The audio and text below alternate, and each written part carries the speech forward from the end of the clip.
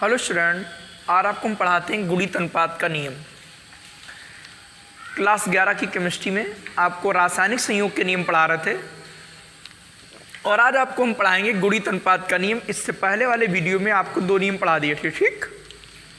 तो देखिए गुणित अनुपात का नियम क्या होता है। इसका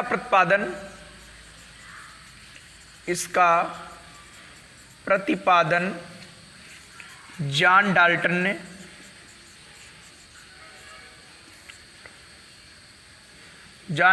ने सन 1803 में किया था और इस नियम की जो पुष्टि है, इस नियम की पुष्टि वो बर्जीलियस ने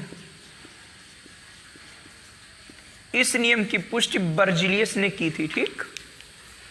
इस नियम का प्रतिपादन जॉन डाल्टन ने सन 1803 में और इसकी पुष्टि बर्जीलियस ने की थी, ठीक।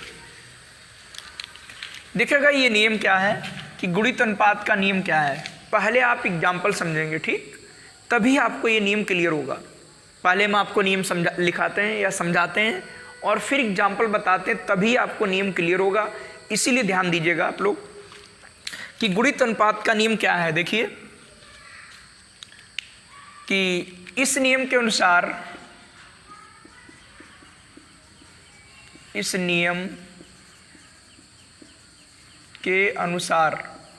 डैश लगा लेंगे, डबल इनवर्ट कमा के अंदर लिखेंगे कि जब दो तत्व परस्पर संयोग करके 2 या 2 से अधिक यौगिक बनाते हैं। 2 तत्व हैं, जैसे 2 तत्व हैं कार्बन और ऑक्सीजन, ये 2 तत्व हैं, ठीक। ये परस्पर संयोग करेंगे और या तो 2 यौगिक बनाएं या 2 से ज़्यादा यौगिक बनाएं, ठीक है। तो जैसे इससे संयोग करता है कार्बन मोनोऑक्साइड बनती है, मंद गति से दहन होता है और तीव्रता से दहन होगा तो CO2 बनेगी। तो जब 2 तत्व परस्पर संयोग करके 2 या 2 से अधिक यौगिक बनाते हैं, ठीक, तब क्या होता है, तब उनमें से एक तत्व उनमें से एक तत्व के निश्चित द्रव्यमान, मतलब दोनों में समान द्रव्यमान हो या निश्चित द्रव्यमान से संयोग करने वाले दूसरे तत्वों के द्रव्यमानों में जो अनुपात होगा वो एक सरल गुणित अनुपात होता है, ठीक। क्या होता है? सरल गुणित अनुपात। इसे ही कहते हैं गुणित अनुपात का नियम। ये आपका नियम क्या है कि जब 2 तत्व परस्पर संयोग करके 2 या 2 से अधिक यौगिक बनाते हैं तो उनमें से एक तत्व के निश्चित द्रव्यमान के साथ संयोग करने वाले दूसरे तत्वों के द्रव्यमानों में एक सरल गुणित अनुपात होता है। इसे ही कहते हैं हम गुणित अनुपात का नियम, ठीक है। नियम आपको समझ में आ गया होगा क्या है। अब आप एग्जाम्पल देखेंगे और तब आपको नियम क्लियर होगा। पर इसे कार्बन और ऑक्सीजन ने परस्पर संयोग करके 2 या 2 से अधिक यौगिक बना रहे, 2 यौगिक बना लिए। अब जानते हो कार्बन का वेट कितना होता है भाई? कार्बन का परमाणु क्रमांक आपका 6 अर्थात 6 और एटॉमिक वेट आपका 12। वेट क्या जो सर के ऊपर रखा है। और ऑक्सीजन क्या होता है? ये 8 होता है और ये 16 होता है। परमाणु क्रमांक आपको बताया था, इसकी ट्रिक भी हम बताएंगे आपको किसी वीडियो में, ठीक। जैसे आपने पीरियोडिक टेबल की ट्रिक पढ़ी थी, ऐसे परमाणु क्रमांक भी ट्रिक है। और परमाणु क्रमांक को याद करने से एटॉमिक वेट भी लगभग याद हो जाते हैं, ठीक, क्योंकि लगभग दूना होता है या दूने से अधिक भी होता है। और कभी कभी एटॉमिक नंबर तो बोर्ड एग्जाम में क्वेश्चन आते हैं, वहाँ लिखे भी आते हैं एटॉमिक नंबर, ठीक है। तो परमाणु क्रमांक आपको याद हो जाए तो इससे, इसकी सहायता से आपको परमाणु भार याद हो जाते हैं, ठीक। परमाणु क्रमांक आपको बहुत ही कम लिखे मिलते हैं बोर्ड एग्जाम में, लेकिन परमाणु भार आपके जो हैं वो लिखे हुए आते हैं। तो ये आपको याद करने पड़ते हैं और याद करने के लिए इनकी ट्रिक भी होती है, ठीक। तो देखो कार्बन का वेट कितना है? 12। ऑक्सीजन कितना है? 16। कार्बन का वेट कितना है? 12 और ऑक्सीजन का 16 दूनी 32। तो देखो ये समान द्रव्यमान है कि नहीं है? यदि नहीं होता तो कर लेते। ये समान द्रव्यमान से संयोग करने वाले O के द्रव्यमानों में अनुपात क्या आएगा? 16:32। इसको सरल कर दो, क्या आएगा? 1:2। तो देखेंगे ये सरल गुणित अनुपात है। कैसा अनुपात है? सरल गुणित अनुपात। अब आपको नियम समझ में आया होगा कि जब 2 तत्व, समझ लीजिएगा कि जब 2 तत्व परस्पर संयोग करके दो या दो से अधिक यौगिक बनाते हैं तो उनमें से एक तत्व के निश्चित द्रव्यमान के साथ संयोग करने वाले दूसरे तत्वों के द्रव्यमानों में एक सरल गुणित अनुपात होता है। यही कहलाता है आपका गुणित अनुपात का नियम।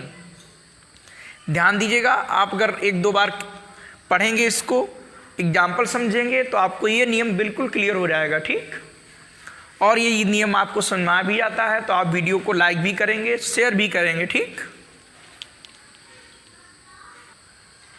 तो देखते हैं इसमें क्या लिखेंगे कि इस नियम के अनुसार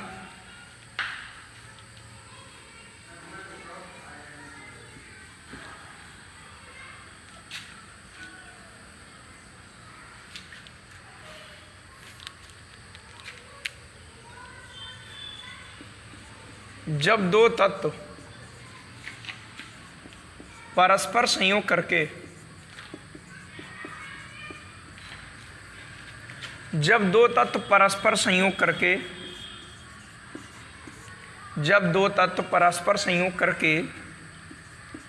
दो या दो से अधिक यौगिक बनाते हैं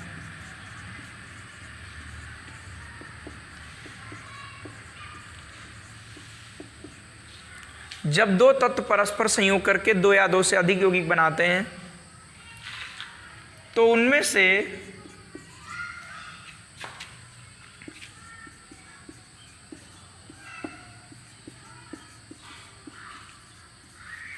एक तत्व के निश्चित द्रव्यमान के साथ, निश्चित या लिखोगे समान, ठीक है, यहाँ पर द्रव्यमान या तो निश्चित वही समान, बात की चीज है। उनमें से एक तत्व के निश्चित या समान द्रव्यमान से संयोग करने वाले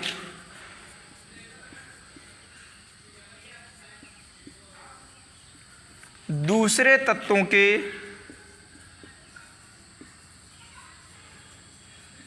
द्रव्यमानों में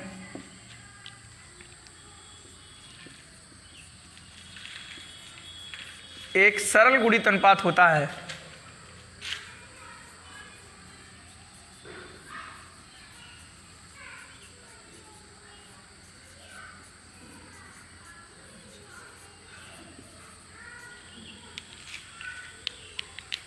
जब दो तत्व परस्पर संयोग करके दो या दो से अधिक यौगिक बनाते हैं तो उनमें से एक तत्व के निश्चित या समान द्रव्यमान से संयोग करने वाले दूसरे तत्वों के द्रव्यमानों में एक सरल गुणित अनुपात होता है। यही कहलाता है आपका गुणित अनुपात का नियम। यदि आपने एग्जाम्पल पढ़ा होगा तो आपको ये नियम क्लियर हो गया होगा। ठीक, अब देखते हैं उदाहरण। पहला एग्जाम्पल देखेंगे कि कार्बन व ऑक्सीजन परस्पर संयोग करके CO व CO2 बनाते हैं।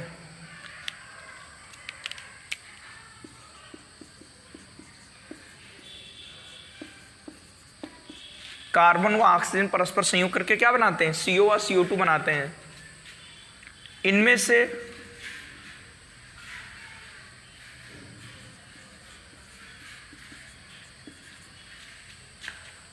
से कार्बन के निश्चित द्रव्यमान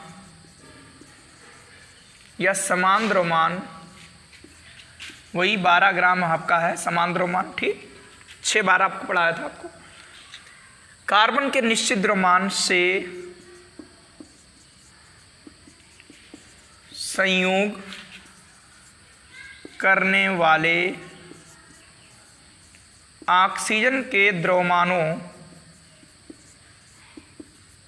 में अनुपात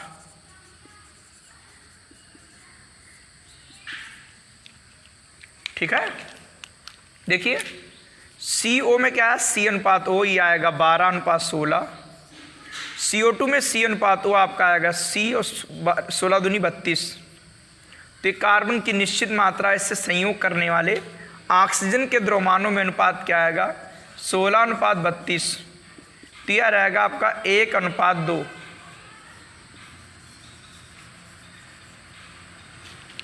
ये आपका रहेगा 1:2, ठीक। कि फर्स्ट नंबर एग्जाम्पल है C व O परस्पर संयोग करके CO व CO2 बनाते हैं। इनमें से C के निश्चित द्रव्यमान से संयोग करने वाले O के द्रव्यमानों में अनुपात 16:32 1:2 जो सरल गुणित अनुपात है, जो सरल गुणित अनुपात है। भाई 1 दूना 2 तो सरल गुणित अनुपात है, ठीक है। ये आपको पहला उदाहरण समझ में आ गया होगा। अब देखते हैं दूसरा उदाहरण कि हाइड्रोजन व ऑक्सीजन परस्पर संयोग करके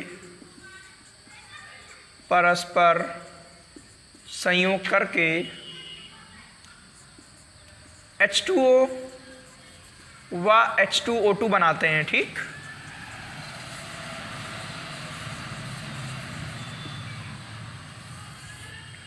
हाइड्रोजन व ऑक्सीजन परस्पर संयोग करके H2O व H2O2 बनाते हैं। इनमें से H के निश्चित द्रव्यमान, इनमें से H का द्रव्यमान निश्चित कर लेंगे, ठीक। इनमें से H के निश्चित द्रव्यमान से संयोग करने वाले ऑक्सीजन के द्रव्यमानों में अनुपात, ऑक्सीजन के द्रव्यमानों में अनुपात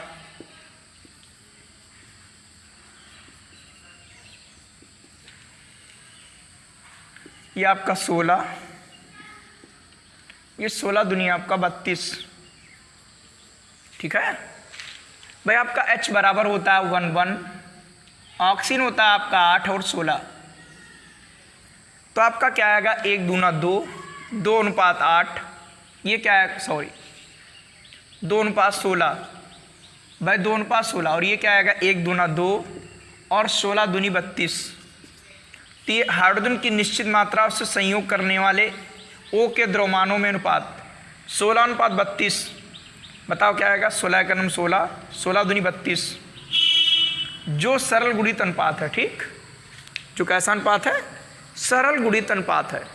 अब आपको नियम समझ में आ गया होगा कि जब दो तत्व परस्पर संयोग करके 2 या 2 से अधिक यौगिक बनाते हैं तो उनमें से एक तत्व के निश्चित द्रव्यमान के साथ संयोग करने वाले दूसरे तत्व के द्रव्यमानों में एक सरल गुणित अनुपात होता है, ठीक।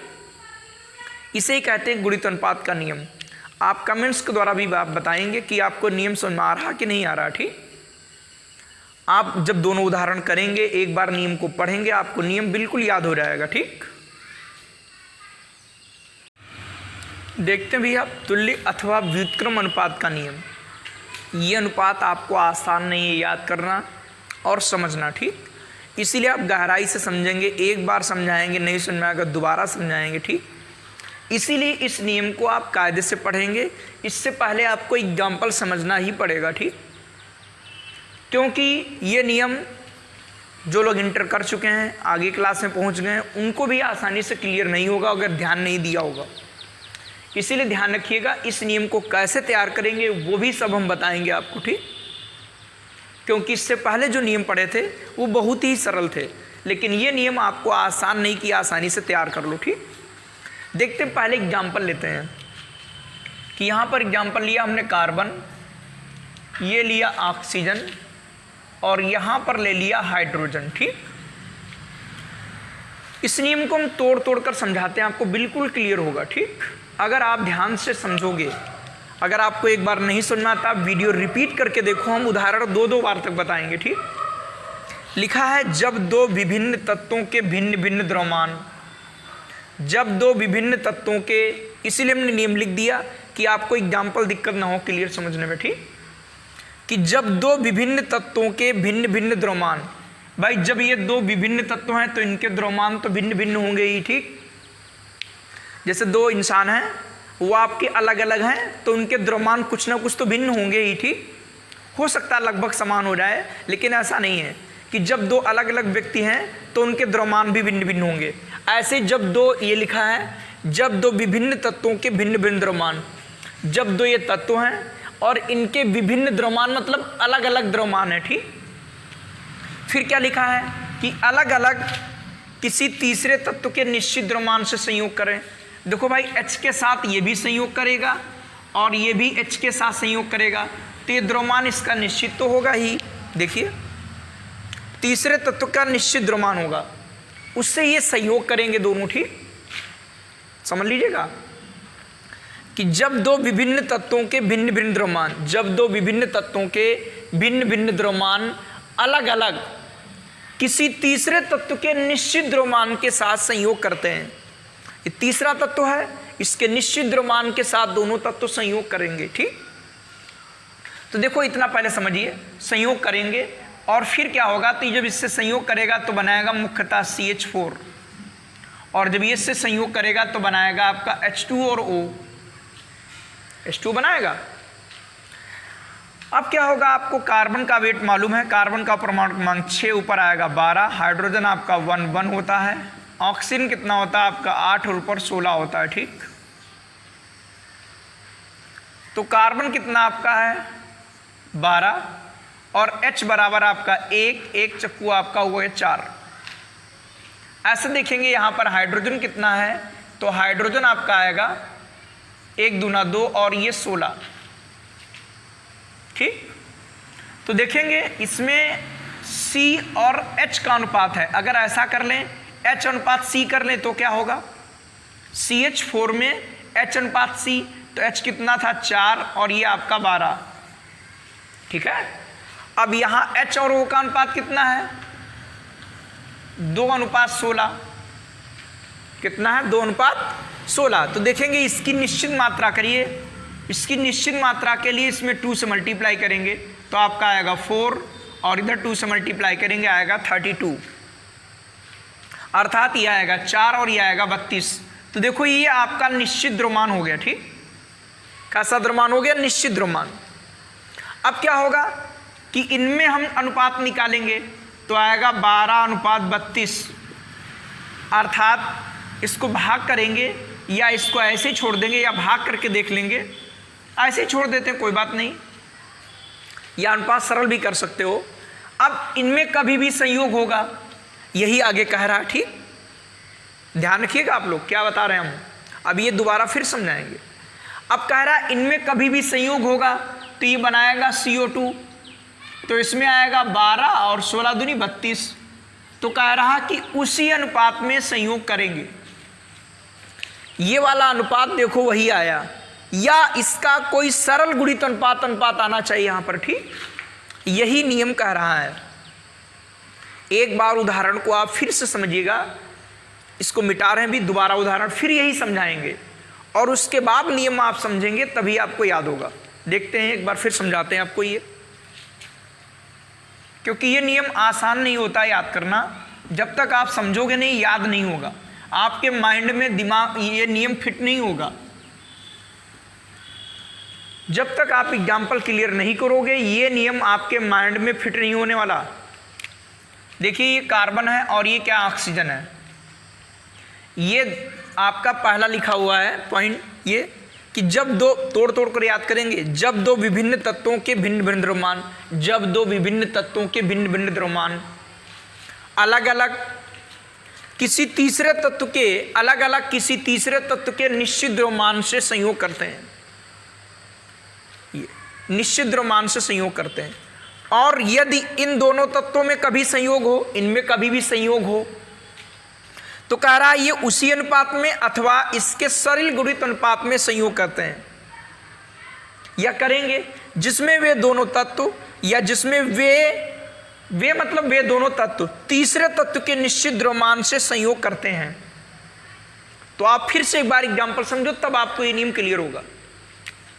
भाई ये कार्बन है और ये आपका ऑक्सीजन है, ये दो आपके तत्व हैं और ये हाइड्रोजन तीसरा तत्व है, इसके निश्चित द्रव्यमान से ये भी संयोग कर रहा है, ये भी संयोग कर रहा है। ये संयोग करके भैया बना लिया CH4, ये संयोग करके बना लिया पानी। अब इसमें निकालेंगे H अनुपात C, क्योंकि इसमें निकालेंगे H अनुपात O। तो H का वेट होता है 1 1 आपका ये 6 और 12 अर्थात 6 और 12। तो हाइड्रोजन कितना 4, तो 4 एक नम 4 और ये आपका 12 कार्बन 12। यहाँ आपका 1 दूना 2 और ये आपका वेट है 16। तो देखेंगे हाइड्रोजन का द्रव्यमान निश्चित करने के लिए या तो इसमें 2 से भाग कर दीजिए या इसमें 2 से गुणा कर दीजिए। तो 2 से गुणा करोगे तो अनुपात में किसी से गुणा कर दो, किसी से भाग करो, कोई फर्क नहीं पड़ता। तो अनुपात में क्या होगा, 2 से गुणा तो आएगा 4 और 16 दूनी 32। ये हाइड्रोजन का द्रव्यमान निश्चित हो गया। अब देखेंगे C और O में अनुपात कितना आएगा, यह आएगा 12:32। और जब कभी इनमें भी संयोग हो तो जैसे बना लिया CO2, तो देखेंगे 12:32 इसमें भी आएगा आपका में C और अनुपात O, ये आएगा 12:32। ये दोनों तत्व उसी अनुपात में संयोग करेंगे। ठीक, ये दोनों तत्व इसी अनुपात में संयोग करेंगे या इसी का सरल गुणित अनुपात होना चाहिए। ठीक, यही कहलाता है क्या, तुल्य अथवा व्युत्क्रम अनुपात का नियम। ध्यान समझिएगा, इस नियम का प्रतिपादन सर्वप्रथम रिएक्टर ने किया था, इसकी पुष्टि स्टास ने की थी। ठीक, अब इस नियम को फिर से समझें एक बार, आपको एग्जाम्पल क्लियर हुआ होगा। अगर नहीं सुनना आता वीडियो रिपीट करके देखोगा। ठीक, और फिर भी नहीं सुनना आता तो आप कमेंट्स के द्वारा बोलेंगे। ठीक, तो आपको हम दोबारा समझा देंगे नियम। वैसे हम कई बार आपको समझा रहे हैं क्योंकि नियम थोड़ा सा डिफिकल्ट है और अगर ध्यान नहीं दोगे तो आपको समझ नहीं आएगा। और यदि एग्जाम्पल नहीं सुनना आया, एग्जाम्पल अगर आपके माइंड में फिट नहीं हुआ तो आपको ये नियम याद नहीं होगा बेटा। ठीक, इसीलिए एग्जाम्पल आपको ये माइंड में फिट करना पड़ेगा, इसीलिए 2 बार एग्जाम्पल को समझा दिया है। अब इस नियम को समझो कि जब 2 विभिन्न तत्वों के भिन्न भिन्न द्रव्यमान, जब 2 विभिन्न तत्वों के भिन्न भिन्न द्रव्यमान अलग अलग किसी तीसरे तत्व के निश्चित द्रव्यमान से संयोग करते हैं, ये और कह रहा फिर इन दोनों तत्व में कभी भी संयोग हो सके, इन दोनों तत्व में कभी भी संयोग अगर होगा या करेंगे तो ये उसी अनुपात में या उसके सरल गुणित अनुपात में संयोग करेंगे जिसमें ये दोनों तत्व तीसरे तत्व के निश्चित द्रव्यमान के साथ संयोग करते हैं। आया समझ में कि नहीं, फिर समझिए एक बार कि यदि 2 विभिन्न तत्वों के भिन्न भिन्न द्रव्यमान, यदि 2 विभिन्न तत्वों के भिन्न भिन्न द्रव्यमान किसी या अलग अलग किसी तीसरे तत्व के निश्चित द्रव्यमान के साथ संयोग करते हैं। ठीक, और फिर इन दोनों में कभी भी संयोग हो या संयोग करेंगे तो ये उसी अनुपात में या उसके सरल गुणित अनुपात में संयोग करेंगे जिस अनुपात में ये दोनों तत्व तीसरे तत्व के निश्चित द्रव्यमान के साथ संयोग करते हैं। ये ठीक है, ये कहलाता है आपका तुल्य अनुपात का नियम या व्युत्क्रम अनुपात का नियम कहलाता है। ठीक, तो ध्यान रखिएगा, इस नियम को याद करने के लिए पहले आपको एग्जाम्पल क्लियर करना होगा, उसके बाद आप इस नियम को याद करेंगे और सरलता से याद हो जाएगा। ठीक,